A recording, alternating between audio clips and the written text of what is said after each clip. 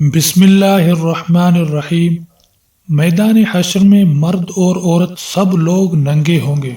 حضرت عائشہ رضی اللہ عنہا فرماتی ہیں کہ میں نے رسول کریم صلی اللہ علیہ وسلم کو یہ فرماتے ہوئے سنا کہ قیامت کے دن میدان حشر میں لوگوں کو ننگے پاؤں اور ننگے بدن جمع کیا جائے گا۔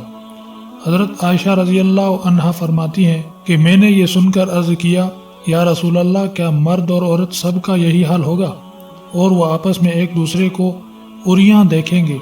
یعنی اس طرح تو عورتیں مردوں کو اور مرد عورتوں کو ننگا دیکھیں گے، تو پھر سب کو عریاں حالت میں جمع کرنے میں کیا مصلحت و حکمت ہے؟ آپ صلی اللہ علیہ وسلم نے فرمایا، عائشہ، اس دن کا معاملہ اس سے کہیں زیادہ سخت ہولناک ہوگا کہ کوئی کسی کی طرف نگاہ اٹھا کر دیکھے۔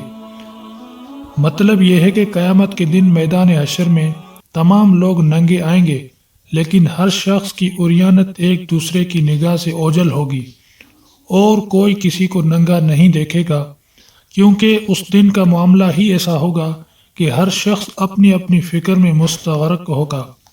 ہر طرف نامہ اعمال پھیلے ہوں گے اور لوگ حساب و مواخذہ کے مراحل اور قیامت کی ہولناکیوں کو اس طرح گرفتار ہوں گے کہ کسی کو کسی کی خبر نہیں ہوگی کہ کون کس حال میں ہے، اور کسی کو کسی کی طرف نگاہ اٹھا کر دیکھنے کا موقع نہیں ملے گا۔